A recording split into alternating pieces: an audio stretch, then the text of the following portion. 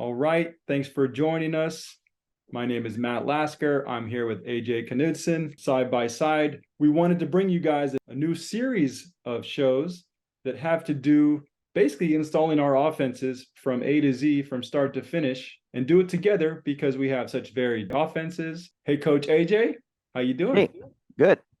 So I'm Coach AJ Knutson. I've played and coached in Minnesota at a 4A school. Fortunate to play in two section championships and play in a state championship. And then that allowed me to then a couple years later coach with those guys, with my high school coaches. It was a great staff to learn from and have a great mentorship because they won 12 section championships and 4 state championships, and we were runner up one year. So they had a lot of success and they were a tight group, and I got to learn everything I know from them. And I also did 3 years of semi-pro, which is how I learned the passing tree and some of the stuff that I'll go over. That came from 3 years of semi-pro. From that, which I did 1 year in California, which was fun. I was a ninth grade D coordinator for a season. And then basically, since I wasn't coaching on the field, I started doing YouTube videos and coming up with my Facebook group. And now we're, doing this together. So it's just been a fun trip to start back in 7th grade to bring football up to right now. Quick introduction. My name is Matt Lasker.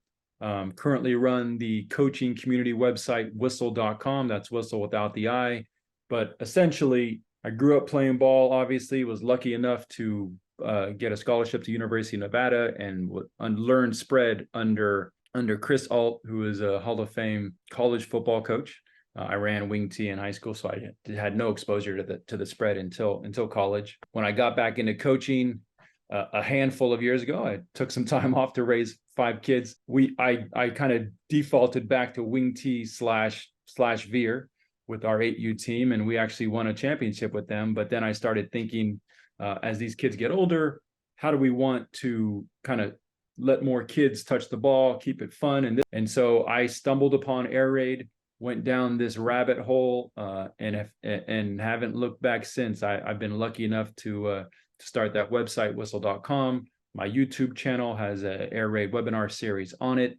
I've been lucky enough to be on podcasts like Run the Power and Youth Football Online. So I was lucky enough to go on Coach Mackey's show and Coach Salas and all these great coaches because of the air raid. So, I'm definitely an air raid proponent, but as I already mentioned, I am not only an air raid guy. I'm an offensive football guy, and I really want to make sure that we give these coaches and put it at their fingertips.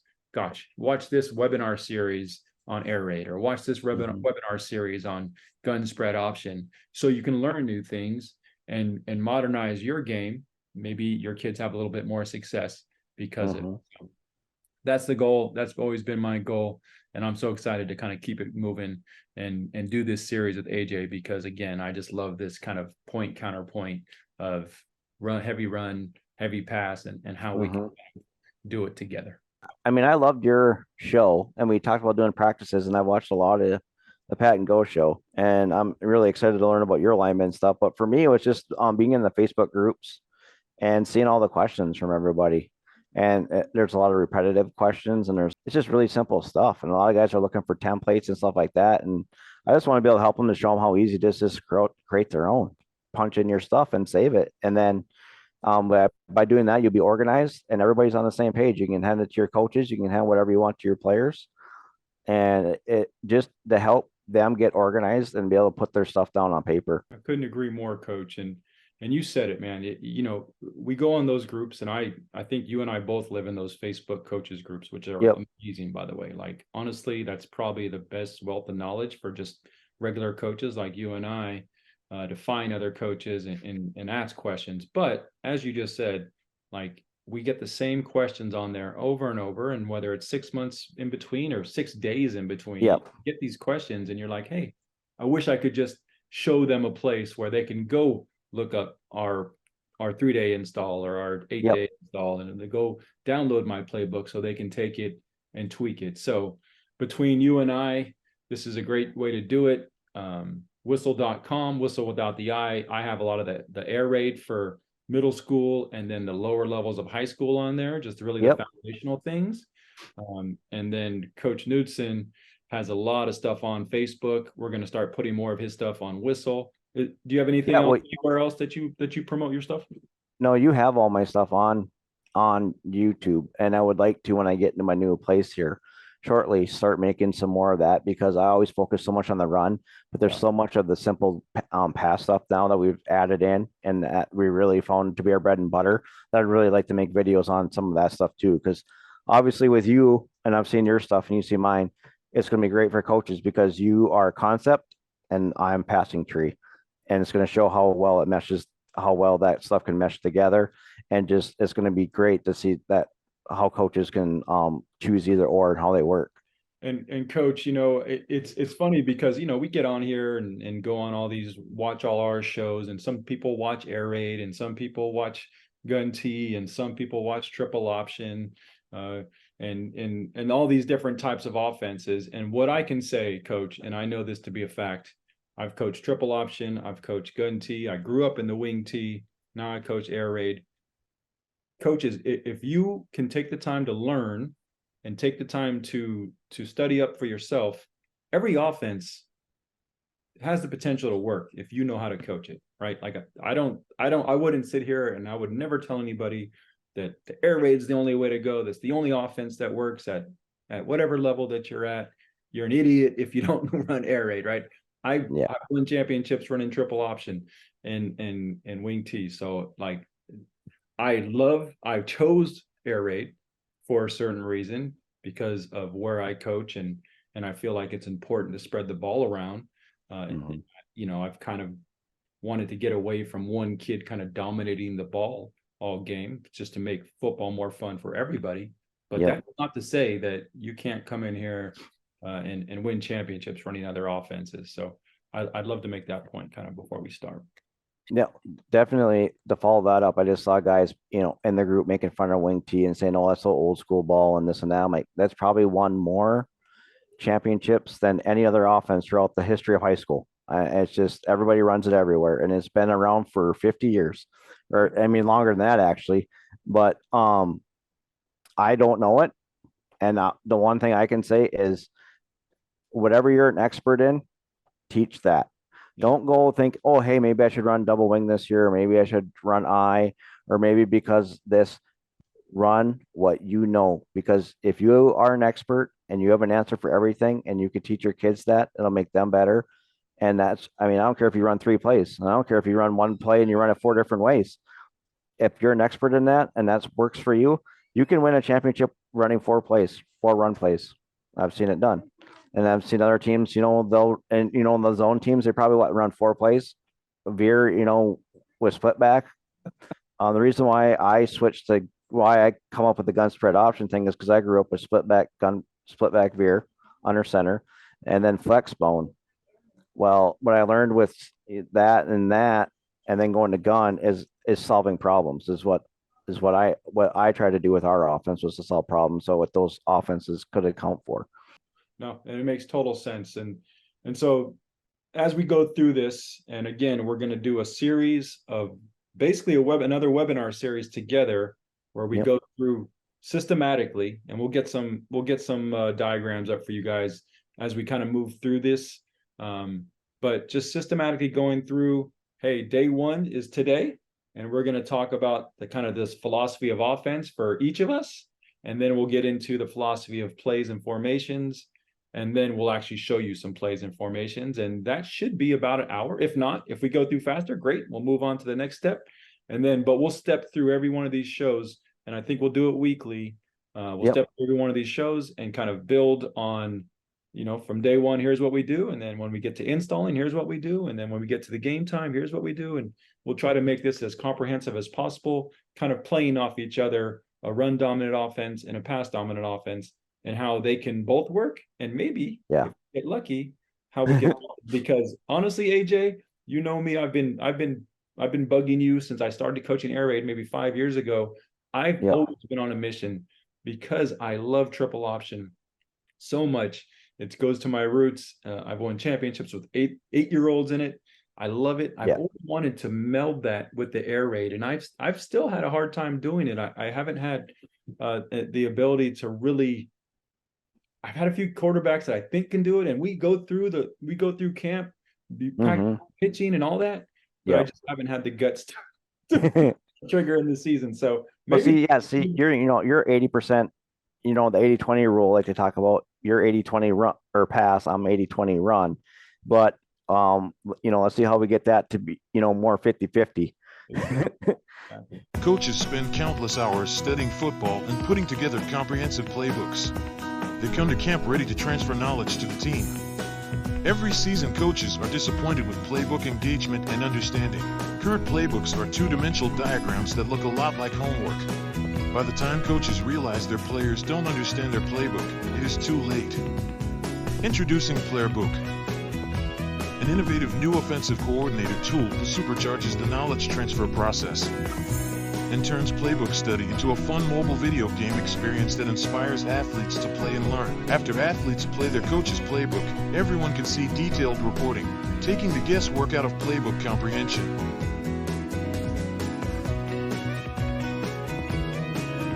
Go to playbook.com now and inspire your athletes today. let's start off with philosophy of offense. Our mission statement is scoring touchdowns with gaining 4 yards of play, using multiple formations while playing with effort, attitude, and intensity to get the job accomplished. So basically, when we run the ball, like with the air raid, you're probably covering 4 to 5 spaces, depending on who's out on routes. We're covering both A gaps. We're covering C gap with the quarterback, and we're covering D gap with the pitch. We're covering 4 run gaps with run play. So my philosophy on offense is to complete short, quick passes to my playmakers in space. And then once the defense starts attacking that, then I can go long. We really want to attack 40 to 50 yards downfield, but also the width of the field, 53.33, right? Because we want to utilize this entire field so they don't really know where we're attacking. We do have very few run plays, but we have a lot of receiver screens, bubble screens, now screens on the outside that we kind of use as our running plays. So it is very much, we can do short, quick passes to the outside or inside. And then when they start coming up, we can, at that point, start taking shots over the top. Here's a couple of things about guys that saying, we have about 60 formations. I didn't put them all on here. Just want to give them an example of how to kind of organize your plays.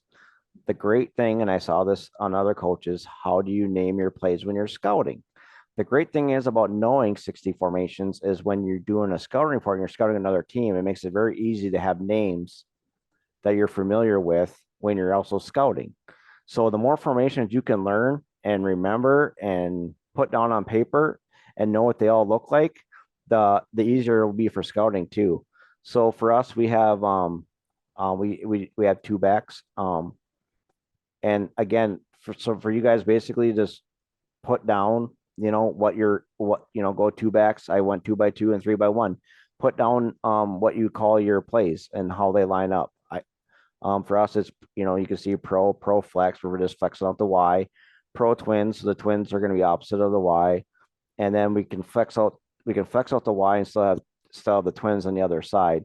And then we're going to tag it. If we want to move the S back, strong or weak would be king or queen. And then if we wanted to go from pro to I backs, we just say near or far. So right there, if you got 1, 2, 3, 4 right there, and then you add these tags, you got about 24 plays just right there. Formations right there. 2 by 2, we got shoot. That's just 2 by 2. Some guys call that deuce. There's all kinds of names. And then we got ram, tight ends 1 by 1, slot, he's on the line, and then spread, the Y, and the Y would be on, but the S would be 1 by 1. So it's just simple adjustments. And then you can add these tags would be tight.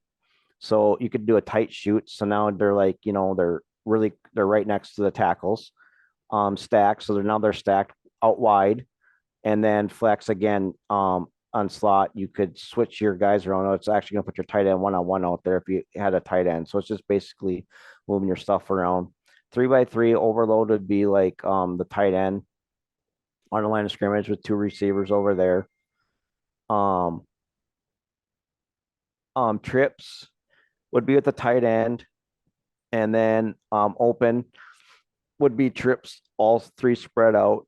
Bunch, of course, is right next to the tackle. And then twins, which would be two tight ends, two receivers. Again, there you got your tags. And then we run under center. Under center for split back veer is flanker for us. A tag of that would be ton that we tackled over. Nasty is our wildcat. And then empty is whatever school we're coaching at. That's whatever they're not. If this is the Grizzly, Hawks, Eagles, whatever, that's our empty formation.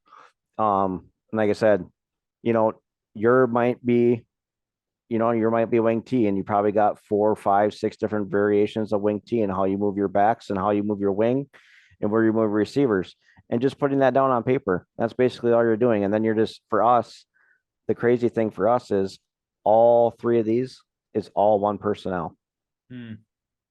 We never change out. We have X and Z are the receivers. Y is the tight end. W would be your slot receiver, also the motion back, and then S would, for the most part, be your running back. That's next to the quarterback. And so we never have to sub out for anybody.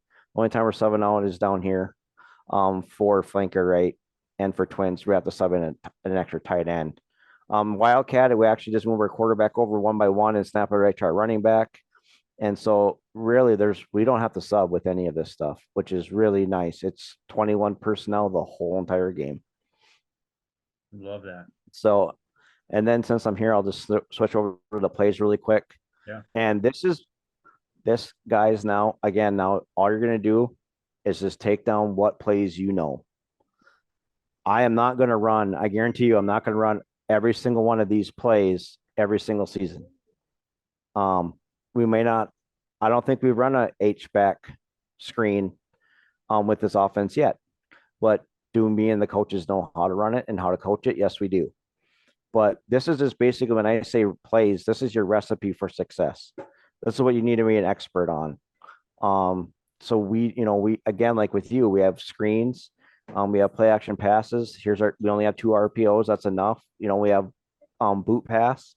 And then for us, here's our passing tree. Here's the routes. And here's, like if we're calling them, here's the series.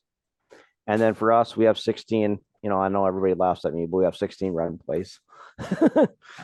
So when you combine all that, with the formations and plays, it's a lot. And then you got to figure out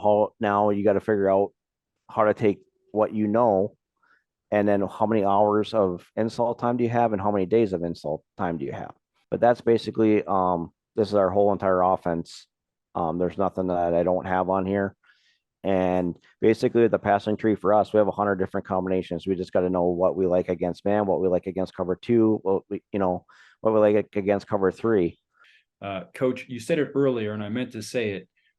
I've been asked like, oh, how do you become a great coach? All you need to do is be organized. And that is 90% of this. And what you're doing right now, it seems to you and I, because we're probably just wired that way where we need spreadsheets or we don't go to sleep at night. But if you're not like that, I would encourage you, if you can just get organized, put these things on paper and systematically go through this with us, you're going to be a great coach, because that is 95% of it, right? The other part, right, is being able to teach it. You can't teach what you don't know. So obviously dive in and learn, but organization, I'd say that's 1A, B, and C. So this is a great, coach. All these ingredients together, and then they can kind of do what they will with it, right? Yeah. And like, you might only have 1 RPO, you might only have 1 play action pass. That is totally fine. If that's all that just execute it to perfection and you'll be just fine. So I'm going to stop my share here so you can bring up your stuff.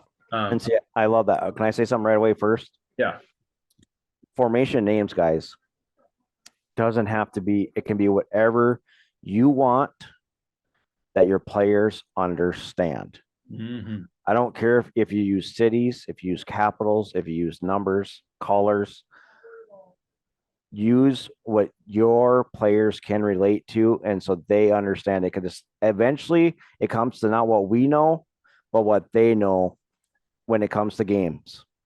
So that's, you're starting here with this, but at the end, it's what the players know. Yeah. And it's my favorite quote. And I actually put this quote on my website in many places. It's not what you know, coach, it's what you can teach. And that's 100% right, guys. So, don't get cute. If you don't know it, if you haven't practiced it, you can leave it out. There's plenty of stuff to do, but all you got to do is take the time. Okay, cool. So let me just start by saying our philosophy on formations and plays. Okay, so we want to run as many formations as possible with as few plays as possible. Let me say that another way. I want to run my core plays in as many formations as possible. So it makes it look like my 6 plays are truly, I have 12 plays. I'll get into it, but my 12 plays look like 124 plays because it's just coming at them from different formations. So these are our base formations, but sometimes while I am very against seeing someone on Facebook or Twitter or X, I guess we call it now, putting on a play and adding that to my playbook because I like the play. I'm very against that. But what I'm not against is seeing a crazy formation and seeing how I can plug my play into it, again, to get some variance, okay? Because we do, as an air raid team, have very few plays, and we preach it. And the younger we get, the fewer plays I'm going to tell you to do if you ask me what to do with the air raid, okay? So here's our base formations. We have a 2x2 set, 2 of them. Ace is with the tight end attached, and open, which is basically our base formation. Open is with the tight end standing up in space as a slot receiver. And that could be a big guy, the standard tight end, or it could be a slot receiver. And I like how you added your personnel information with yours. So I'm going to do the same. We don't really have personnel changes either. We change out the Y at times when we want a slot receiver or a big guy. And we change out the running backs, goal line situations and different things like that. But pretty much the rest of it, we are going, and we're going fast. Okay. So we have our 2x2, ace and open, attached and not attached. We have our 2-back set, which I love, and I want to run more and more the more I do it. But it's all of this is out of shotgun, by the way. We can do it under center, but for the most part, I'd say 99% of the time we're out of shotgun. So our 2-back set is blue and green. And as you can see in all these letters, there's an L and an R on each of these because we want to keep it simple for the kids. Blue and green, which just basically means the tight end flips to one side or another. The backs stay the same. The receivers just know if the tight end's on their side, they have to step off the ball or on the ball. We have our 2-back heavy, which is more like instead of splitting the quarterback from side to side, one of the tailback goes behind the quarterback, and we have a fullback next to the quarterback. So that's our goal line set essentially, but out of shotgun still. 3x1 early and late, pretty standard stuff there. And if you guys are air raid folks, you'll recognize these names. I didn't try to reinvent the wheels. These are mostly out of Leach's world, his formations. And then our empty set is star and laser, obviously right and left with the 3x1 or 3x2 set. We do have a couple specials that we come into every season with. Ninja, I'll show you guys that. I think it's on this playbook, but it's kind of a crazy lineup where there's linemen. There's basically 2 linemen and a receiver split out to the numbers on either side, and then a quarterback, center, and a running back in the middle of the field. And it just there's a lot of craziness that goes on with that, which is a lot of fun. And then we also let the players get to choose a crazy formation every year that we can also, use in certain situations for them. Let me jump to the plays real quick because you did that. So I'm going to just knock mine out real quick. So we look at our pass plays in 2 ways. We split them up into quick game concepts, right? And our quick game concepts are 1 to 3 step drops, really fast. We hit our back foot as a quarterback, the ball's coming out. And we really have chosen these plays because they attack the same 3 pieces of grass in the field. They're just different receivers running into them. But as far as the quarterback goes, they are reading a deep third, they're reading the flat, and they're reading hook the curl, just a different combination of which receiver goes in. So they're not really learning anything new. It matters which receiver is going where. Okay. And so we have fade out, stick, and corner. all hitches is a fun variation of verts that just can get the ball moving. Okay, so quick game plays, and I'm happy to share this playbook with you guys if you guys want to kind of look in more. But here's kind of what I'm talking about. So on open wide stick, you can see we're attacking these 3 parts of grass. Fade out, we're attacking these 3 parts of grass. And corner, we're attacking these 3 pieces of grass. And it's just different receivers running into them, but the quarterback is still reading it deep third, and then kind of reading this outside linebacker to decide who to throw to, the conflict defender, making him wrong. Okay, so drop back game.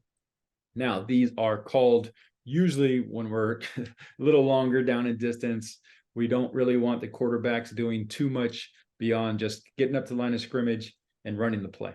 Okay, and these are 3 to 5 step drops out of the shotgun. They take a little longer because there's a lot of crossing routes, or they're just the receivers need to get deeper. So 4 verts is obviously a popular play pretty much for everybody nowadays. Mesh, a lot of people call that the perfect passing play because there's an answer built in to everything. Shallow, and shallow's the one drop back I would take down to the middle school and even lower levels because it's such an easy high-low concept for these kids to learn. And then smash is a little bit more advanced, but we do run it on some of our teams. Okay, so quick game, drop back game, because we kind of see screens and runs in the same bucket. These quick screens where we are just throwing a bubble screen or a quick running back, essentially a swing, but behind 2 or 3 receivers that are blocking. Those quick screens, we do that as much as probably you run your base run plays on a regular basis. Those are our sweep plays. Yes, we run jet sweep, but that's kind of, it gets a little obvious when you run that. So we don't do that as our main sweep. These quick screens are our main sweeps, okay? So screened, we have our quick bubble screens, and then now screens to the outside receivers where there's no lineman getting out there. We're just throwing it out there and letting the guy go play.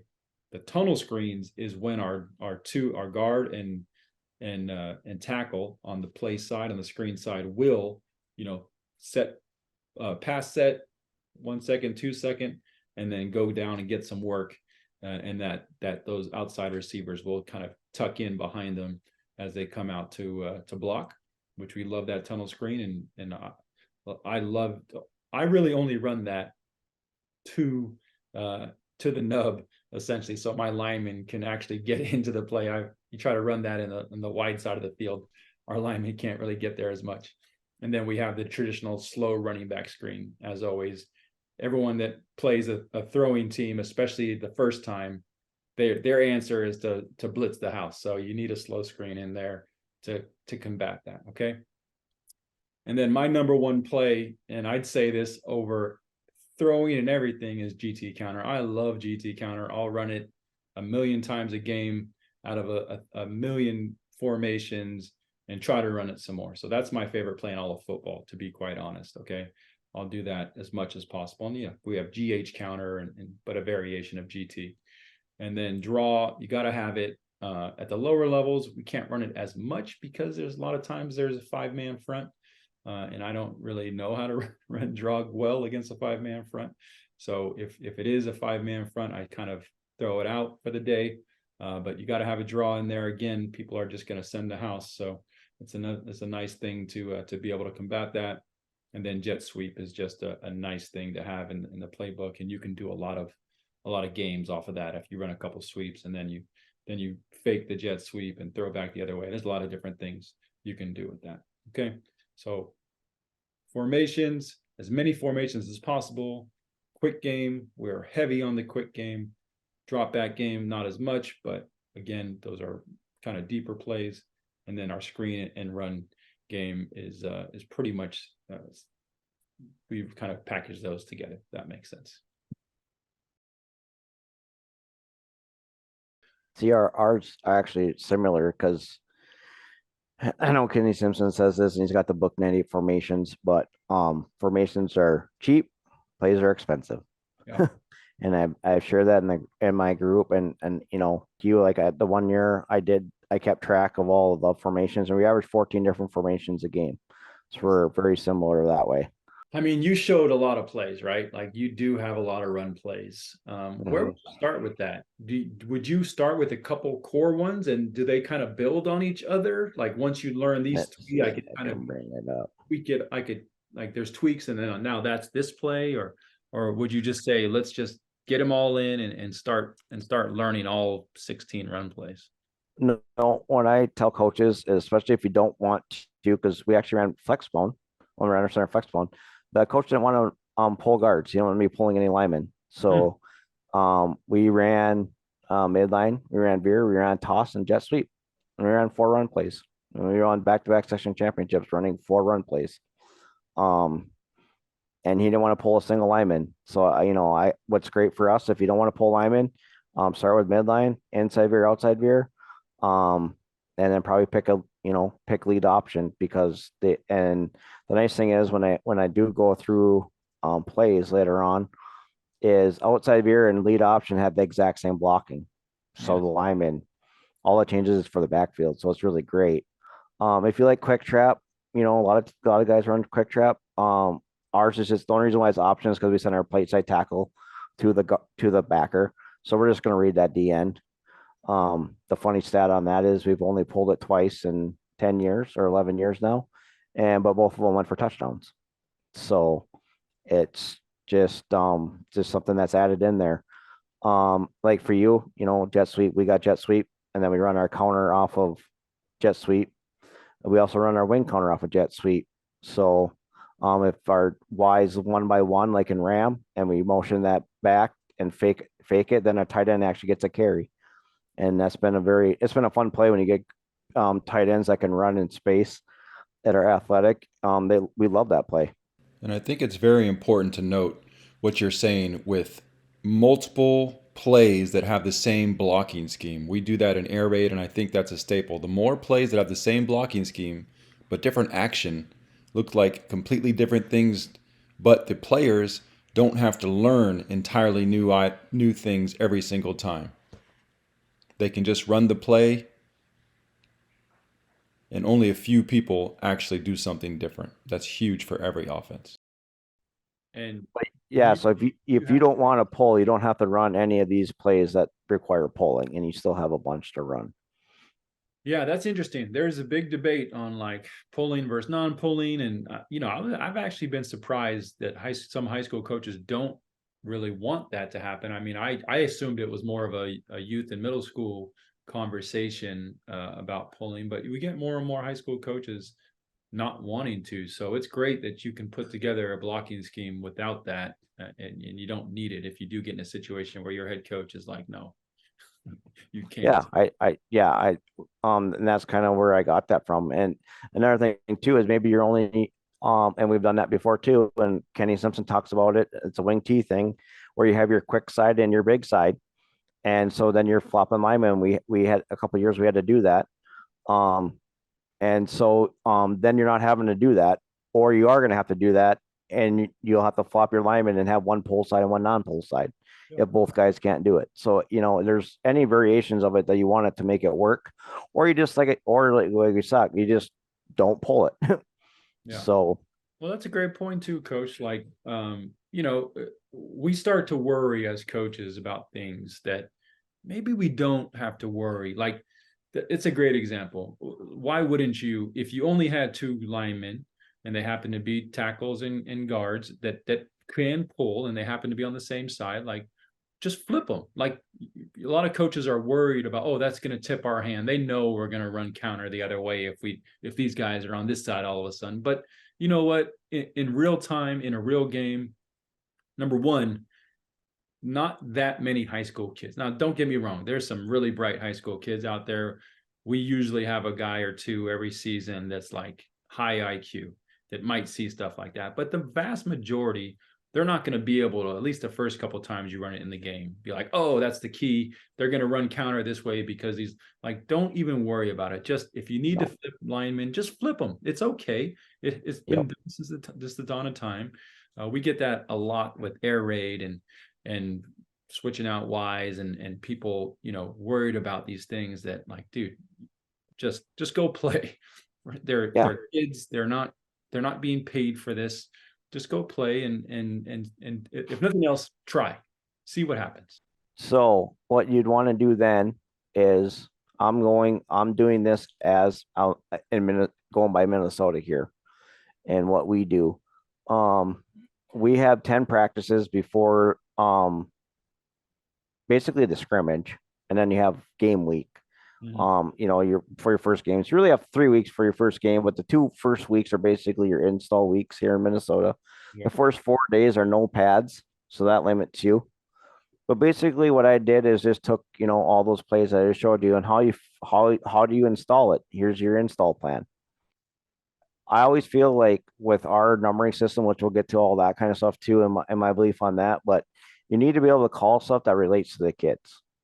And so when I see in the group, like, should I use numbers? Should I use numbers, concepts, whatever? I will say do both, because if you can, or if you want to, say Nike right or Nike left, or say 12 Nike right. Like, some kids learn by numbers, some kids learn by words, some kids learn by directions, whatever which way you can to relate it, because what's the end goal? You want a successful play. I don't care if it's 5 words or if it's 2 words, you want a successful play. And it comes down to your kids. There's nothing to do. Don't go into groups and ask what other coaches do. It doesn't matter. You're asking the wrong group of people. Go ask your 15 players that you have in your team what they want to call stuff that they can relate to, that's going to help them remember the plays, because they're the ones that have to run it for you. 1,000%. I mean, that's one thing that we try to do is let kids name as many things as possible. And you sound like you're right on the same track with that. Like, yeah, obviously you got your playbook and you probably want to use that year over year. But if you have a team that can handle things and that they want to take ownership, the more that you let them name things and tag things and give ideas about, hey, this is the safeties are doing this, so I got to worry about that. Like, the more you can empower them to own it, the more, like you said, it's going to show in the actual game. So I love that point, Coach. Next show, we're going to literally take you guys through day by day. But I love this because it shows, and I have mine up. I'm going to show it in a second, but to keep yours up.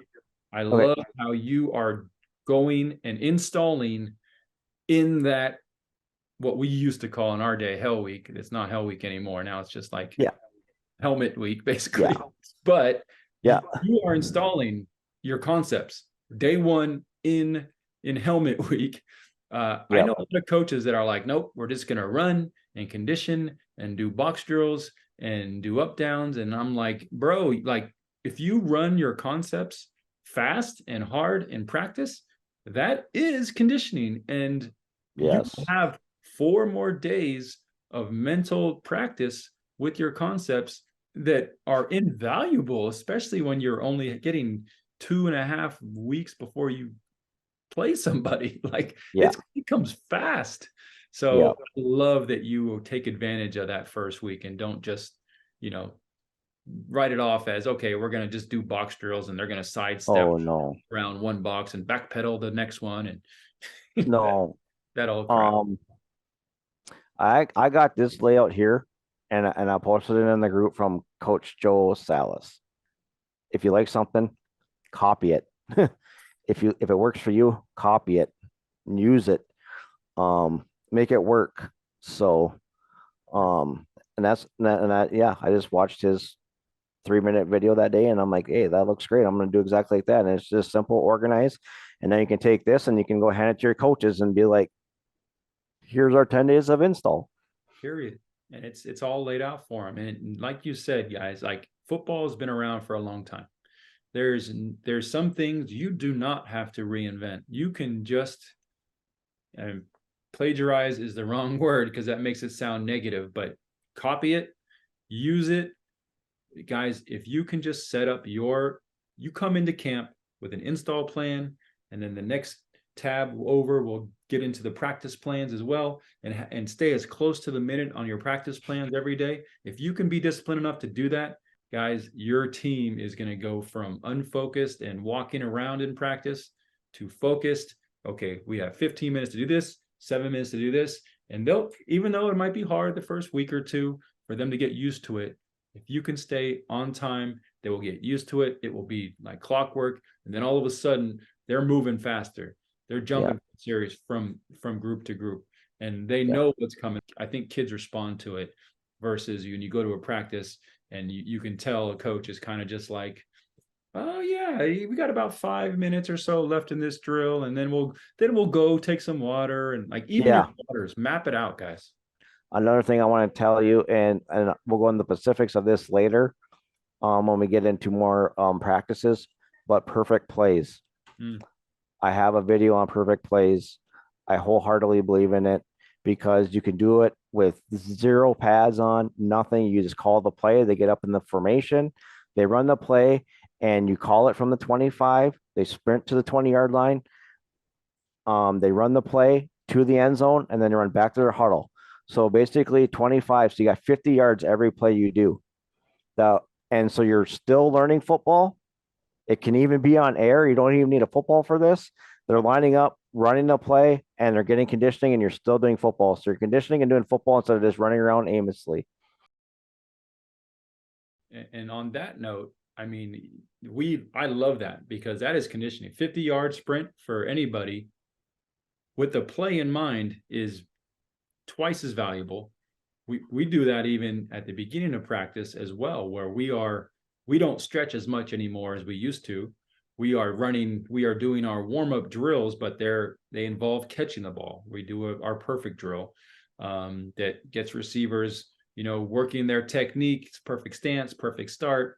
They're catching the ball. They're running 10 yards. We're doing easy ups. We call them pat and go at air raid, but those receivers are running 50 yards every single time there. So there's a million ways to combine conditioning, learning of football, and getting your body ready to perform all in the same drills, guys. It's like a superset at the gym, right? When you do 2 sets you do 1 hammer curl and then a lighter bicep curl. It's just like a superset, but you're getting it on the football field as well. And as much as you can do to save that practice time, right? Like those are even getting smaller. We're getting less and less days of practice with these kids, and our practice times are even shrinking from 2 hours, and some places they're going below that. So you really need to optimize practice time, and the only way to do that is the theme of this show in particular is being organized. And that I just can't stress how this show kind of sets the table for the rest of the season, because you need to be organized. I'm going to show you mine real quick. This is our install plan, and I got it. I copied this from Mackey and Salas and Coltharp and Patrick Taylor. A lot of these guys run basically like you're saying. You only have 2 plays on day 1. We only have 1 formation, 1 run play, a quick game play, and a drop back game play. And so basically one of each of our main core verticals here, right? Like formations, run game, quick game, drop back game. And if we have time, we'll get in some of these screens. And that's all we're doing that day. Everything that we do centers around those plays. So when we do routes on air, it's only those plays. When we do our route tree that day, it's only the routes in that. So it all is just kind of building each other. And then the same Monday, the next week, it's just those same things, but we're just adding in formations. And then the third week is those same 3 plays, but we're adding formations. So again, I think next show we'll get into this a little deeper, and then we'll get into our true sample of practice plans, and we'll go down. Each of us can go down and go through it. I don't want to overwhelm on this first show. I just love the fact that organically, AJ, we didn't talk about it, but I just love the fact that we organically have kind of set the table here together by showing the big picture, what our philosophy is, formations, plays, and showed you an example of our practice plan and our install plan. So you guys can get organized after this first show. I have that spreadsheet on whistle.com if anyone wants to get my 3-day install. AJ, let me know where maybe we can put in the show notes where they can ask you for yours. Mine's in gun spread option football. It's in the Facebook group. I just have to tag it and bring it up to the top again. So perfect. So in the show notes, we'll put both places in there where you can grab them.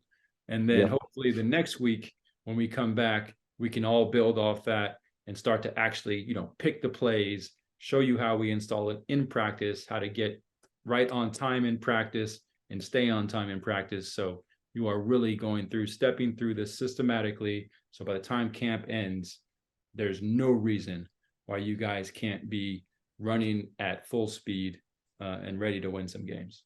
Coaches spend countless hours studying football and putting together comprehensive playbooks. They come to camp ready to transfer knowledge to the team. Every season, coaches are disappointed with playbook engagement and understanding. Current playbooks are two-dimensional diagrams that look a lot like homework. By the time coaches realize their players don't understand their playbook, it is too late. Introducing Playrbook, an innovative new offensive coordinator tool that supercharges the knowledge transfer process and turns playbook study into a fun mobile video game experience that inspires athletes to play and learn. After athletes play their coach's playbook, everyone can see detailed reporting, taking the guesswork out of playbook comprehension.